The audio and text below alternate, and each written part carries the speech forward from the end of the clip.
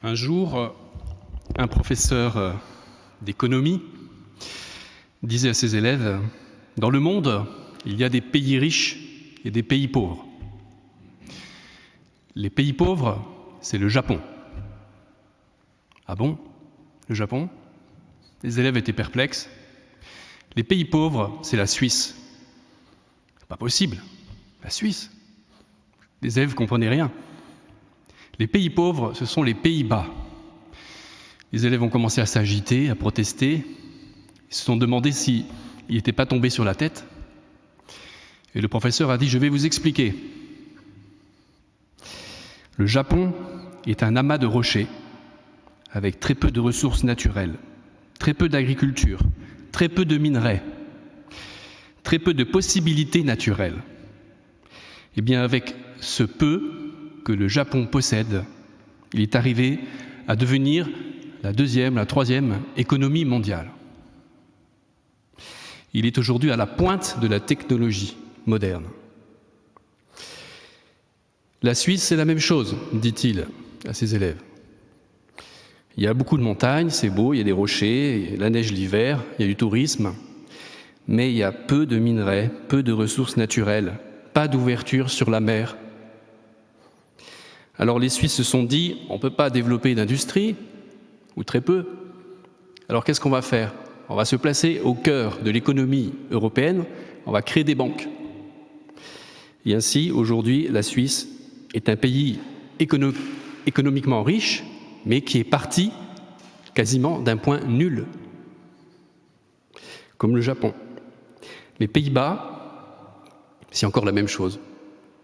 Les 2/3 des Pays-Bas devraient être immergés d'eau, d'où son nom, pays en dessous du niveau de la mer. Mais ils ont construit des digues, et à force de travail et d'ingéniosité, ils ont gagné des terres. Et ils ont très peu de ressources naturelles, eux aussi. Mais ils ont l'ouverture sur la mer. Alors ils ont axé leur économie sur le commerce extérieur, international. Ils ont bâti des ports internationaux immenses. Et ils ont développé, pour pouvoir accueillir les marchandises qui viennent du monde entier, ils ont développé des réseaux de transport continental à travers l'Europe. Alors il dit, chers élèves, le professeur leur dit, aujourd'hui, vous avez appris une leçon importante. Avec de l'ingéniosité, de la volonté, en partant de très peu, on peut arriver à quelque chose de très grand. Tu peux faire de ta vie quelque chose de merveilleux, quelles que soient les ressources, les richesses, les possibilités, les talents que tu as reçus au départ. Alors pourquoi je vous raconte cette histoire?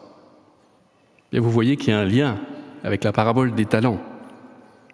Un homme confie ses biens à ses serviteurs, puis il part en voyage et quelques années plus tard, il revient.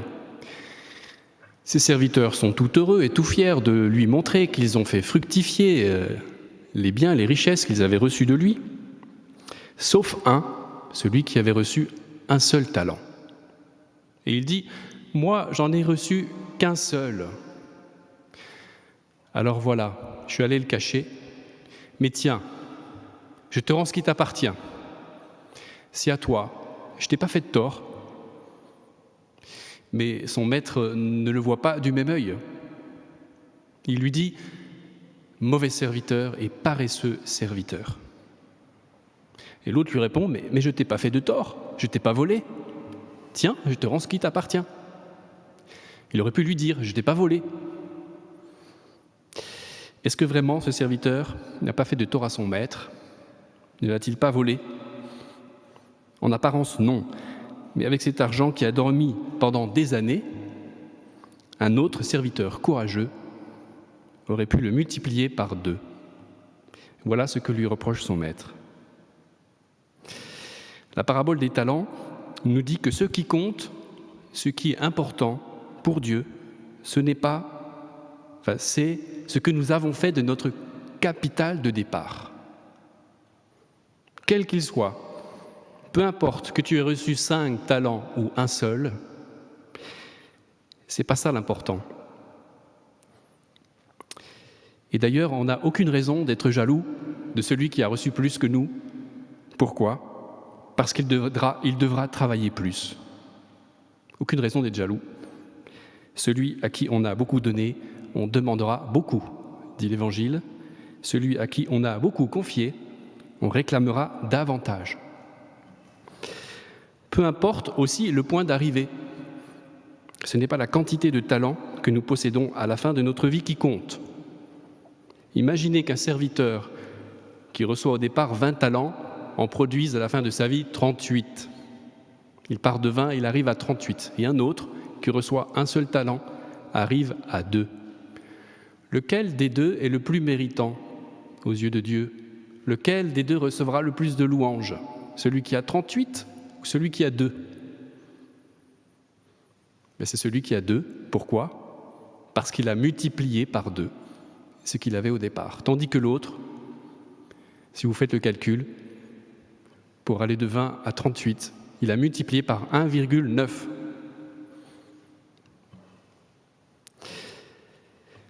Ce qui compte pour Dieu, c'est ce que nous avons fait de notre capital.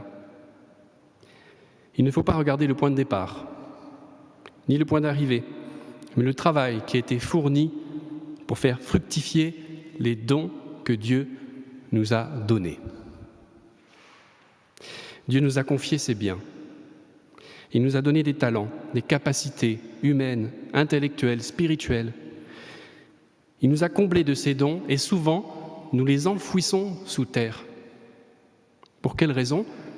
Par paresse. C'est tellement plus facile de rester dans son petit confort plutôt que de chercher à développer ses talents. C'est fatigant. Et je sais bien que la société d'aujourd'hui, la publicité, passe son temps à nous convaincre qu'il faut consommer beaucoup de plaisir pour être heureux.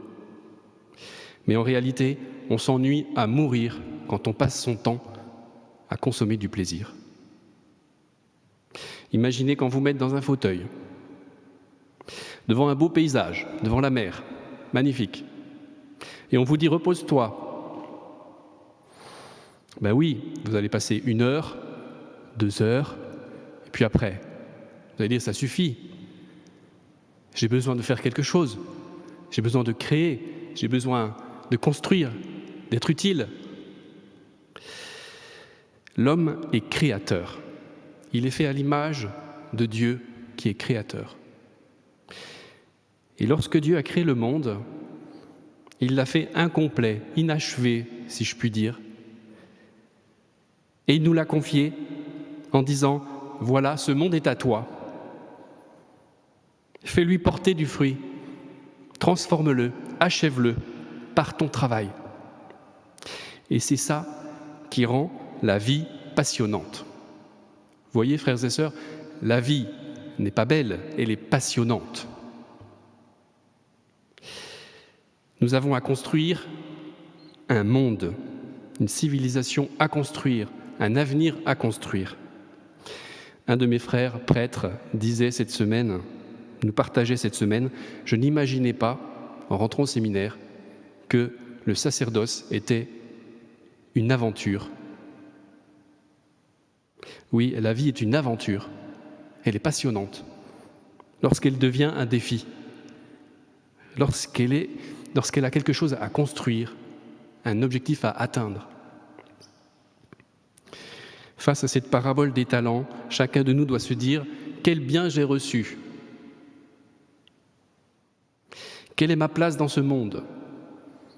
Comment participer à la construction de ce monde avec mes talents, avec les dons que j'ai reçus de Dieu ? Regardons notre vie comme un capital, nos talents, nos possibilités comme un capital, et demandons-nous comment pouvons-nous les faire fructifier. J'ai d'immenses possibilités que j'ai laissées en jachère depuis des années, et il est temps de me retrousser les manches. Je vais vous raconter une petite anecdote. Un jour, une dame est venue se confesser au curé de sa paroisse pour faire ses Pâques, comme on disait autrefois. Et elle lui dit au confessionnal « Vous savez, mon père, j'ai beaucoup réfléchi, je me suis creusé la cervelle, je ne suis pas parfaite. J'ai plein de défauts, mais j'ai beau réfléchir, je ne vois pas ce que je peux vous confesser. Je n'ai rien fait que je puisse vous confesser. » Alors son curé lui dit « Vous n'avez rien fait ?» Il dit « Non, je réfléchis, j'ai beau me creuser la cervelle, je ne vois pas. Je n'ai rien fait. » Et son prêtre lui dit alors « Mais madame, mais c'est ça votre péché, c'est que vous n'avez rien fait. » Alors elle était toute étonnée, elle ne comprenait pas. Qu'est-ce que ça voulait dire? Et il lui explique « Madame, avec toute l'éducation que vous avez reçue, avec tous les talents que vous possédez, tout le temps dont vous disposez et tout l'argent que vous avez à la banque, et puis aussi avec toute la santé que vous disposez, vous n'avez rien fait. Et avec ça, vous êtes en paix avec votre conscience. » Alors elle était restée bouche bée, elle ne comprenait pas. Vous voyez, observer les commandements, c'est bien, c'est même exigeant, mais ça ne suffit pas, nous dit la parabole des talents. Il faut aller plus loin. À l'époque de Jésus, les gens vivaient leur relation en accomplissant des commandements. C'était une liste de permis et de défendus. Et il y a parfois des chrétiens qui en sont encore là. Ils ne sont pas sortis du Dieu de l'Ancien Testament. Le Dieu qui donne des commandements et qui surveille, le Dieu justicier. Il faut tourner la page. L'Évangile nous introduit dans une autre dynamique, celle de l'amour, qui nous pousse à aller plus loin que la loi, qui nous pousse à cette audace, développer nos talents, développer ce qui est bon en nous, pour le donner et le faire fructifier. Alors aujourd'hui, frères et sœurs, nous célébrons dans toutes les paroisses du monde la journée mondiale des pauvres. L'Église nous invite à aimer les pauvres parce que Dieu a toujours une préférence pour le plus pauvre, pour le plus démuni, pour l'opprimé, pour le souffrant, le petit. Nous voyons cela à chaque page de l'Écriture. Et quand on voit des personnes comme Saint Vincent de Paul, comme Mère Teresa, qui sont des champions de la charité, on est impressionné, vraiment. Mais vous savez qu'ils ne sont pas nés comme ça.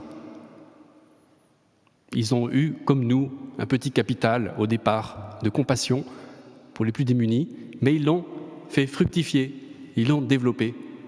Et ça a pris une place immense dans leur cœur.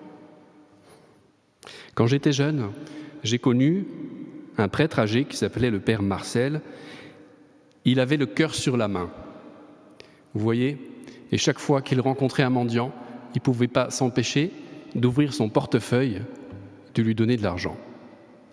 Et les paroissiens lui disaient « Mais mon père, attention, celui-là, c'est un escroc, on le connaît. Et puis celui-ci, il vous raconte des histoires pour vous soutirer de l'argent, méfiez-vous. » Et lui, vous savez ce qu'il répondait? Il disait « Eh bien moi, je préfère me faire avoir de temps en temps, plutôt que de fermer mon cœur et de passer à côté de la misère. »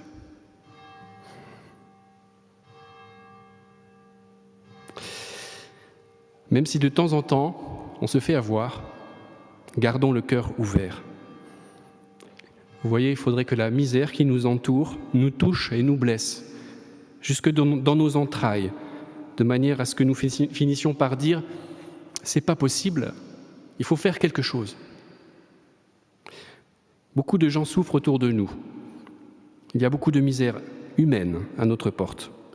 Et nous ne pouvons pas dire « c'est pas mon affaire ». La misère économique n'est pas la seule. Elle est importante, mais ce n'est pas la seule. Il y a aussi, par exemple, la misère éducative, qui pousse des jeunes à tomber dans la délinquance, ou qui crée des gens fragiles, qui ne trouvent pas leur place dans la société. Il y a la misère aussi affective, qui engendre des personnes qui sont blessées, incapables d'aimer. Il y a aussi beaucoup de misère spirituelle, beaucoup de gens autour de nous qui vivent sans espérance, qui n'ont pas de sens à leur vie parce qu'ils ne croient à rien. Mais que faire? Tout cela devrait nous pousser à agir, mais que faire? Souvent, nous ne pouvons pas grand-chose devant les misères qui nous entourent. On se sent tellement démunis. Mais ce qu'on peut faire, il y a toujours quelque chose qu'on peut faire. C'est compatir, ça veut dire souffrir avec l'autre. Aider l'autre, c'est pas toujours sortir son portefeuille. Parfois c'est nécessaire, parfois c'est indispensable. Et en plus, ça nous apprend à nous détacher de nos biens. Mais aider l'autre aussi, c'est être avec lui, c'est essayer de le comprendre ce qu'il vit, et puis toucher du doigt sa misère et l'aimer. Alors, Seigneur, en ce jour, nous te remercions pour cette parabole des talents qui nous encourage à ne pas garder enfoui sous terre ce que nous avons reçu de toi, et de nous à mettre tous nos talents, toutes nos possibilités au service de ton royaume, et tout particulièrement au service des plus pauvres, des plus démunis, ceux qui souffrent.